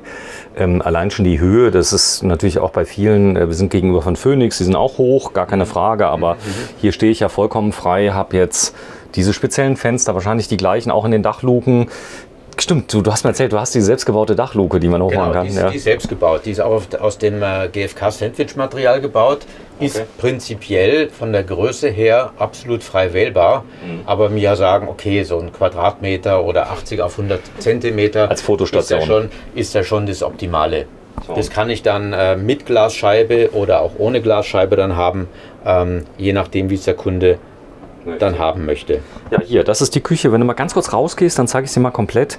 Du hast hier, ja, du hast Mastervolt natürlich drin. Wir haben ordentlich Strom. Du hast richtige Ladebooster. Das heißt, wir können hier auf Haushaltsgeräte gehen. Wir können auf Haushaltsgeräte gehen. Ich habe also serienmäßig mal als Minimum 7 kW Wandlerleistung zur Verfügung. Das sind dann redundante Systeme. Und dann kann ich eben mit in dem Fall Miele-Geräte oder V-Zug oder was immer der Kunde haben möchte. Schweizer Kunden nehmen gerne V-Zug. Da habe ich dann eben 2er- und 4er Induktionskochfelder. Wir bauen jetzt ein größeres Fahrzeug mit Aufbaulänge 8,20 Meter auf einem 8x8 Cut. Der hat dann auch Miele- und Induktionskochfeld mit integriertem Dunstabzug drin. Und wow. Ganz ehrlich. Saustall wieder mal. Na, da hast du dann da deinen. Ja. Gut, das ist der Messebetrieb, muss man sagen. Ich bin auch froh, dass überhaupt mal ein bisschen Müll hier drin ist. Es ist so perfekt, das macht dich ja schon fast. So, dann, ich sag mal, was ich toll finde, ist die Aufbaubreite hier. Was haben wir hier im Aufbau? Wir haben 2,47 Meter. Das ist das, was wir im Haus als Schweizer Breite berücksichtigen. Manche fragen ja, warum nicht gleich 2,50 Meter? Weil die Schweizer Zulassungsbehörden da manchmal etwas eigen sind. Und wenn ich jetzt dann auf 2,50 Meter gehe und dann links und rechts vielleicht noch den einen oder anderen Beschlag habe, der übersteht, dann sagt vielleicht mal der Spezialist von der MFK, nö, das Auto ist etwas zu breit. Mhm. Ich kenne das, ja. Es gab schon Fahrzeuge. Im Nachhinein dann auch nie Probleme, die jetzt da die Zulassung behindern würden, aber es wird halt mal angesprochen. Jetzt haben wir gesagt, machen wir es auf 2,45, 2,47 und dann ist alles gut. Sehr schön. Das Fahrzeug fährt sich wahrscheinlich mit etwas Übung dann wie ein ganz normaler LKW, kann man schon sagen, oder? Ja, es fährt sich wie ein ganz normaler LKW und wenn man dann ein bisschen Respekt haben sollte vor der Größe, dann sage ich natürlich, okay, ich mache das Auto ja sowieso immer nur so groß, wie es sein muss und am liebsten so klein, wie es geht. Aber wenn der Kunde eben Platzansprüche hat und den Komfort benötigt, dann haben wir halt eine Aufbaulänge X und wenn das dann nur noch auf dem Dreiachser realisierbar ist, dann ist es halt nun mal so. Ne? Dann ist es so, er hat ja eh einen C-Führerschein, da spielt es keine Rolle. So, und auch, ich sag mal so, das Thema Service hier, wir sind bei MAN weltweit garantiert, kann man das sagen, aber weltweit vielleicht nicht, aber zumindest mal europaweit. In Amerika gibt es MAN? Ja, definitiv. Man hat auch nicht so die direkten Vorteile, wenn man jetzt zu Mercedes gehen würde, weil natürlich die Verfügbarkeit von Ersatzteilen für diese Fahrzeuge, die jetzt so in Amerika beispielsweise gar nicht angeboten werden, würde es natürlich theoretisch immer Probleme geben. Die Praxis sieht dann allerdings so aus, dass ich Verschleißteile sowieso dabei habe, auch mal einen Keilriemen und so weiter, auch für die Zusatzlichtmaschine. Aber man muss ja auch mal ganz ehrlich sein, ich habe hier ein Fahrzeug, was 26 oder 33 Tonnen vertragen kann. Das ist ja auch nicht gebaut für unsere Zwecke jetzt primär, sondern es wird halt tagtäglich im Speditionseinsatz auf Baustellen eingesetzt. Ja, und da habe ich eben überhaupt nicht die Beanspruchung. Habt ihr überhaupt mal einen Motorschaden gehabt? Noch nie. MAN, weil ich höre immer nur, es gibt keine. Also egal mit wem ich rede, MAN... Auch keine Elektronikprobleme. Ja. Ich weiß nur von einem Kunden, der hat auch eine Farm in Sambia und da ist halt mit den Starterbatterien mal was schief gegangen und sein Personal hat dann die Starterbatterien versucht aufzuladen und die haben dann Plus und Minus verwechselt. Und das passiert. Und sowas kann passieren und es hat gar nichts mit der Technik des Fahrzeugs zu tun und das war meines Wissens nach das einzige Problem, was jemals aufgetreten ist. So, also ich zeige mal ein bisschen was. Die Arbeitsplatte hier ist echt. Wieder der Naturstein, den wir auch in der Dusche und im Bad haben. Schön. Da kann ich also sämtliche Natursteine nehmen, natürlich auch Kunststoffe wie Korian und andere Dinge. Oder das ist wie zu Hause, kann man sagen. Künstlich hergestellte Mineralsteine. So, der Kühlschrank, das ist hier? Kühlschrank, das ist da. Liebherr? Nee, Eigenbau. Das ist Eigenbau. Da habe ich jetzt den Vorteil, dass ich da diese Isolation selbst bestimmen kann. Beziehungsweise habe ich da die Sandwich-Panels, die ich auch für die Außenwände verwende. Ich krieg Hunger. Manna in Mix-Version. Ja, dann nimm mal eine raus. Nee, ich filme Ach doch so. jetzt. Geht gar nicht. Aber Der Crunch fürs Mikro ist nicht gut. nee, ach, da geht's nicht drum. Oben drin ist ein Tiefkühler, oder? Hier ist ein kleines Tiefkühlfach, ja. Da kannst du mal so ein paar Eiswürfel machen dann für einen Drink nachmittags. Oder du kannst dann auch mal einfach nur deine Kühlpads reinlegen, wenn du erstens eine Flasche kühlen willst. Oder einfach mal Kühlpads brauchst, wenn du dich verletzt hast. Ja, da haben wir die Schubladen. So Schwerlastauszüge. Was interessant ist, ist diese Dämmung. Ich vermute mal, der ist gedämmt wie ein Tresor, dass bei Stromausfall der noch 2 Tage kühlt, oder? Ja, nicht so ganz, aber prinzipiell hast du schon recht. Wir haben eben das gleiche Material, die gleiche Wandstärke, auch wie wir für die Außenwände verwenden. Ich hab's vermutet. Und Guck mal. ja, da haben wir auch den Toneffekt. Das heißt, die Kälte fällt nicht gleich raus, wenn ich die Tür öffne, sondern da geht es ja noch abwärts. Ne? So. Klasse. Nee, richtig toll. Mach mal zu, bitte. Ja. Drunter ist ein Schrank, oder? Darf ich mal? Was ist da so? Da ist der Pushbox. Waschtrockner drin. Toll. Ja, es wird immer schwieriger, die zu kriegen, habe ich das Gefühl. Ja, Waschmaschinen. ja, diese Waschtrockner, weil die irgendwie Energieeffizienz schlecht sind. Und das ist jetzt wahrscheinlich aber... Ja, das kann ja der Kunde dann auch selber entscheiden, was er da eingebaut haben möchte. Das heißt, er kann das mitbringen aus dem Land, wo es noch geht. Prinzipiell, es ist ja auch ein Standardmaß. Das heißt, wir sind da absolut frei. Natürlich gehen auch kompaktere Waschmaschinen, die auch auf manchen Segelyachten eingebaut werden, dann eben keine 6 Kilo Version, sondern vielleicht eine 3,5 bis 4 Kilo Version und mit Schleuderfunktion. Ja, und das geht ganz genauso. Ja, hat man ja auch zu Hause. Nee, eine Spülmaschine ist nicht verbaut hier, oder? In dem Fall nicht. Nein, wir bauen jetzt gerade ein Fahrzeug, wo die Spülmaschine eingebaut wird. Auch im Küchenbereich. Dann bauen wir jetzt gerade auch aktuell ein Fahrzeug, wo keine Spülmaschine reinkommt, aber eine große Jura-Kaffeemaschine. Die schwören auf die Jura-Kaffeemaschine in dem Fall. Dann kommt die eben an die Stelle der Spülmaschine. Aber wenn jetzt der Kunde sagt, ich hätte gerne eine, ich sag mal, ganz große Kaffeemaschine, italienische, will sie unbedingt haben, dann soll er einfach mit dir sprechen, richtig? Ja, das haben wir auch schon gemacht. Okay. Das sieht man auch bei Zweiachsern, wo dann Schränke, die in dem Fall bis zur Decke gehen, die hören dann dort auf halber Höhe auf. Und dann wird dann offen diese Kaffeemaschine, die auch dann natürlich ehrlicherweise auch ein richtiges Schmuckstück sein kann, wo die einfach offen verbaut wird, zusammen mit der passenden Kaffeemühle. Die Höhe, was ist hier drunter, wenn man hier runterfällt? Wie tief fällt man? Ich glaube so ungefähr 3 Meter. Sehr schön. So muss das sein, damit auch ja kein Kojote ins offene Fenster reinspringen kann. Ja, so ist es. So ist es. Sag mal, wenn man hier mit so einem Fahrzeug, so ein 6x6 unterwegs ist, dann hat man ganz viele interessierte Leute, die natürlich zu einem kommen. Ist das so? Ja, es kommt schon mal drauf an. Ne? Wenn man also doch mal auf den Campingplatz fährt, da ist das Interesse natürlich groß. Oder wenn man in motorsportaffinen Ländern unterwegs ist, da ist die Akzeptanz natürlich auch sehr groß. Und da braucht man sich jetzt nicht die Sorgen machen, dass man sagt, mit diesen Fahrzeugen wird man jetzt im übertragenen Sinne überall anstoßen und anecken. Was ich toll finde, ist natürlich auch die Technik. Ich bin ja auch Liebhaber von Porsche. Jetzt nicht so, weil das jetzt ein besonders teures Fahrzeug ist, sondern weil ich glaube, dass auch wiederum die Speerspitze ist von Ingenieurskunst und Fahrtechnik, die man eben haben kann. Ja, Bett, ich habe es eben schon erwähnt, ein abgeschlossener Schlafraum. Hier oben hat man dann noch die Haken für die Bademäntel. Man wird ja dann wahrscheinlich in den heißen Geysiren von Island baden und dann... Höchstwahrscheinlich ja, so ist es. Und dann darfst du einmal kurz die Füße bitte draußen lassen, einmal kurz mal drauf. Darf sie mal kurz? Ja, aber auf jeden Fall. Ja, denn sie muss mal Probe liegen.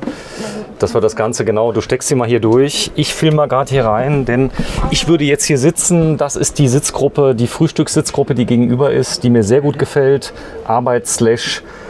Esssitzgruppe, das ist die Küche, die drin ist, dass wir mal so einen ganzen Schwenk machen. Ganz offene Achse bis nach hinten hin. Look and Feel immer noch ein bisschen reisemobilmäßig, fernreisemobilmäßig, aber ganz ehrlich, richtig schick. Ja, danke. Man versucht es natürlich ein bisschen zu kombinieren. Ne? Dass man Ja komm, das ist jetzt ehrlich, also das hier ist schon das richtig. rustikale Allradfahrzeug hat, aber andererseits im Innenraum jetzt nicht auf irgendwas verzichten müsste. Bettmaße hier hinten? Die Bettmaße? Im konkreten Fall haben wir 1,60 mal 2 Meter. Die Innenbreite würde aber auch Übergröße dann zulassen. Also Länge 2,10 Meter, 2,20 Meter, je nachdem, was der Kunde wünscht bzw. was er braucht. Und natürlich auch die Breite. Ich kann von 1,40 Meter quer bis zu 2 Meter Längsbetten dann alles realisieren. Ja, Klimatisierung. Ist die hier eingebaut? Habt ihr so, ich sag mal, eine eigene Klimaanlage, die ihr bauen könntet? Eigene Klimaanlage haben wir nicht. Wir verwenden schon in der Regel Industriekomponenten. Der Kunde hat jetzt im Aufbau keine Klimaanlage, weil er sagt, entweder ist er in einer gemäßigten Zone unterwegs oder aufgrund seiner Erfahrung, dass mit isolierten Sandwich-Aufbauten eben diese Klimaanlagen nicht unbedingt verwendet werden müssen. Aus dem Grund hat er gesagt, hier lieber nicht. Aber ansonsten nehmen wir ganz gern Industriekomponenten für die Klimatisierung, wie wir die eben auch für den Kühlschrank verwenden. Und da kennt sich natürlich dann auch ein normaler Kältetechniker ganz hervorragend mit aus. So, und das bedeutet also, aus dem Klimaanlagenbau wird der Kompressor dann einzeln geordert, die Verdampfer und so weiter. Angeordnet. Ganz genau, ganz genau. Schön. Ja, also Hut ab. Wir haben ja nur 2,50 Meter Breite oder 2,47 Meter minus die Aufbauten, die ja doch recht dick sind hier. Und da so ein Raumgefühl zu generieren, den Raum nicht kaputt zu machen, das geht nämlich ganz schnell. Gut, jetzt hat man hier 7,40 Meter 40, ganz genau. Breite, Länge. Das ist natürlich komfortabel, aber trotzdem, was mir gut gefällt, ist natürlich hier dem Rampenwinkel geschuldet, ist wahrscheinlich unter dem Bett schon Schluss. So, und da haben wir jetzt von außen noch ein bisschen Stauraum. Ja. Ne? Den kann ich auch variieren von den Abmessungen her. Die Stauraumbreite unter dem Bett ist natürlich ein bisschen abhängig von der Bettbreite. Und die Höhe des Stauraums ist dann vom Außendesign abhängig.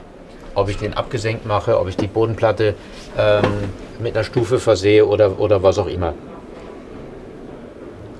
So, es sind übrigens Hallenschuhe, wir haben Spezialschuhe, nicht, dass einer schreibt, hier im Gottes Namen, wie konnte sie mit den Schuhen drauf gehen, sondern wir haben darauf schon geachtet. Außerdem war sie gar nicht drauf. Berührt, genau. Genau, sie hat es ja gar nicht berührt. So, ich schaue mal ganz kurz, da ist noch ein kleines Fach. Kurz mal reinschauen, da habe ich eben schon reingeschaut, da steht drauf Tiefkühler. So, das heißt, der muss wahrscheinlich auch, warum ist da so ein Schlauch, Tiefkühler, was heißt das? Das ist der Kompressor für den Tiefkühler. Die Kompressoren liegen ja alle separat. Und die Abwärme von dem Kompressor, die geht dann in unserem Fall aktiv immer nach draußen. Das ist das Teil, was man so unter dem Kühlschrank hat, was so schwer ist, wenn man ihn wegwirft. Was schwer ist und brummt. Und das ist bei uns etwas entkoppelt und eben die Abwärme geht direkt nach außen weg. So, also ich habe keine Fragen mehr. Ich bin restlos überzeugt. Was ist zu investieren, wenn man hier ein Fahrzeug in der Güte, mit der Länge, mit dem Aufbau erwirbt? Darf man darüber reden? Da darf man drüber reden, ja. Also losgehen tut's in dieser Größe bei ca. 900.000 und in dieser Ausstattung liegen wir ca. bei 1,1 Millionen. 1,1 Millionen Euro, da ist die Mehrwertsteuer inkludiert, die mit deutsche? 19% Mehrwertsteuer und in dem Fall Überführung nach Düsseldorf zum Messegelände. Okay, das ist so. Und der Kunde... Das muss einfach so angegeben werden. So, ihr habt den natürlich komplett aufbereitet. Nochmal, das ist natürlich schön für den Kunden. Der kriegt den nochmal im Neuzustand zurück. So also nicht, dass er ihn schlecht behandelt hätte, aber ich sag mal, ihr reinigt dann alles, macht alles.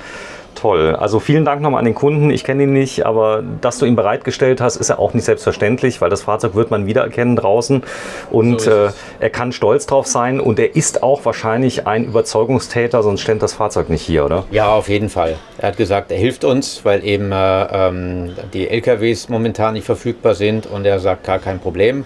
Und er ist selber ein bisschen betroffen aus beruflichen Gründen und er weiß, wie es da gehen kann. Und deshalb hat er gesagt, gar kein Problem, du kriegst das Auto. So, ich danke dir herzlich. Wir gehen mal raus. Dann reden wir noch ein, zwei Takte darüber, wenn ich so eins haben möchte, wie das angebahnt wird. Also Ja. ich sag mal so, wichtig ist ja keine Scheu, ruhig mal anfragen, wenn man das sieht.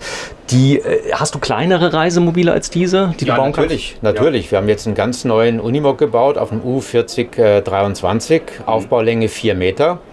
Das ursprüngliche Ziel war mal auf 7,49 Tonnen zu gehen, was aber der Kunde eigentlich bei der Unterschrift schon gewusst hat, dass es nicht möglich ist. Du machst jetzt ein C. Nein, macht er nicht. Also ist es so, dass er 3 große Dreiachser von uns bereits bekommen hat. Und er hat jetzt ein Alter erreicht, wo es eben nicht mehr möglich ist, den C-Führerschein weiterhin zu bekommen. Und jetzt sind wir halt eine Stufe kleiner. Und sein Traum war eben als kleiner Junge schon mal einen Unimog zu haben. Ja, und das hat er eben dann jetzt bekommen. Sehr schön. Ja, geh mal bitte vor. Wir gehen noch mal raus. Dann zeige ich noch mal deinen tollen Stand. Es geht für dich in Kürze noch mal auf eine Reise. Das habe ich erfahren. Es ist übrigens hier vielleicht noch ein kleines Detail, das will ich mal zeigen, eine Absturzsicherung und natürlich dem Wohnraum. Jetzt muss ich mal ganz kurz gucken. Hier oben raus. Ich kann helfen. Ja, ich gucke mal, vielleicht kriege ich es alleine hin. Das ist ja genial. Das ist eine Absturzsicherung, wenn der Kunde jetzt zum Beispiel kleine Kinder hat, die da runterpurzeln könnten. Oder Hunde. Oder er möchte einen Hund da ablegen oder er möchte einfach nicht, dass jemand von außen ins Fahrzeug einfach reingehen kann. Bei offener Tür, da gibt es halt verschiedene Gründe. Schön, aber ein nettes Detail. Das gefällt mir ausgesprochen gut und natürlich das Ganze auch mit Push-Lock, egal, das geht nur mit 2 Händen. So, ich bin überzeugt. Wie viele Fahrzeuge baut er im Jahr? 2, 3? 3 bis 4 bauen wir. Es gibt natürlich dann auch noch Fahrzeuge, die noch etwas umfangreicher ausgestattet sind, was die Elektronik und so weiter betrifft. Da kann es dann auch mal gegen 3 Fahrzeuge gehen, aber in der Regel 4 von Fahrzeugen entweder in dieser Größe oder in dieser Ausstattung. So, wenn jetzt der Kunde Sonderwünsche hat, er möchte zum Beispiel eine tolle Ambientebeleuchtung haben, dimmbar an der Stelle, er soll einfach alles äußern. Ganz genau so ist es. Der kommt mit seinen Wünschen auf uns zu. Natürlich gibt es da auch Erfahrungswerte dann von unseren Kunden, von uns selber. Ja, und wenn jetzt eine Ambientebeleuchtung, also RGB und alles Mögliche eingebaut wird und die meisten Kunden sagen, ja, ist ein nettes Gimmick. Nach 3 Wochen habe ich das gar nicht mehr gebraucht. Da habe ich meine Beleuchtung auf warm-weiß eingestellt und das war's. Das teile ich natürlich den neuen Kunden dann auch mit, damit die eben die Möglichkeit sagen, okay, ich möchte es trotzdem haben. Oder sie sagen, ja gut, hast recht, lass mal den Blödsinn einfach weg. Und so geht es dann nicht nur bei diesen banalen Dingen, sondern auch bei allen technischen Dingen, die man dort einbaut. Das heißt, du gibst ganz klar Empfehlungen, dass da braucht man nicht unbedingt, das würde ich auch weglassen für die Praxis, aber ich sag mal, ihr könnt viel realisieren, das habe ich verstanden. Ja, so ist es. Wenn der Kunde dann zum Beispiel sagt, gibt es denn irgendwo eine Liste, wo ich die Dinge ankreuzen kann, dann sage ich ja, ich habe auch so eine Liste auch schon mal gesehen und habe dann einfach gesagt, okay, da sind aber verschiedene Dinge auf dieser Liste, die ich erst dann ankreuzen oder weglassen kann, wenn ich mal eine entsprechende Beratung bekommen habe. Und aufgrund dieser Tatsache gibt es eben bei uns eine solche Liste nicht. Schön, hier ist es reingelasert oder wie auch immer, Action Mobil. Es ist Fahrzeugbau auf allerhöchstem Niveau, so was kann man sagen. Du gehörst also mit Fug und Recht zur Weltspitze. Ich sage das jetzt mal, weil es ist immer ein bisschen blöd, wenn du das sagst, aber dein Ruf eilt dir voraus. Ja, danke. Und Kunden kommen wahrscheinlich aus der ganzen Welt, oder? Aus der ganzen Welt. Hauptsächlich bedienen wir aber deutsche und Schweizer Kunden. Deutsche und Schweizer Kunden. Aber sehen wird man sie auf der ganzen Welt. So ist es. Also ruhig mal, auch mal in Australien. Du kriegst wahrscheinlich Feedback ein bisschen, wo deine Kunden sind, immer? Ja, definitiv. Da gibt es auch auf Facebook beispielsweise oder sagen wir mal in den sozialen Medien gibt es auch von einem Reisenden wissen wir es fast täglich. Wunderschöne Fotos oder auch Videosequenzen. Da ist ein Kunde gerade aktuell mit einem Atacama 5600 auf MAN-Basis in Skandinavien unterwegs und mit seinem Husky on Tour heißt die Plattform. Und da gibt es zahlreiche wunderschöne Fotos und Videos zu sehen. Ja, du bist unglaublich nahbar, nett. Das gefällt mir. Man weiß ja nie, wer steckt da so dahinter. Deswegen zeigen wir das jetzt mal. Es gibt schon Nachwuchs bei dir, die da reinstapfen. Ich meine, Das geht jetzt in die nächste, in die dritte Generation. Die Tochter ist im Betrieb und macht dann so ein bisschen unser Marketing und so weiter. Und auf der anderen Seite, auf der technischen Seite, ist der Schwiegersohn im Betrieb. Noch nicht so lange, aber ich muss ja auch noch ein bisschen was tun. Und der kommt eben auch aus dem Maschinenbauwesen. Ja, vielen Dank fürs Einschalten. Heute am 3. September 2021 auf dem 60. Caravansalon in Düsseldorf. Die Firma Action Mobil. Und du bist der Vor- und Nachname? Stefan Wirz. Stefan Wirz. Ich bin Geschäftsführer, offiziell seit 2000 und im Unternehmen seit 1987. Dankeschön. Tschüss. Sehr gerne.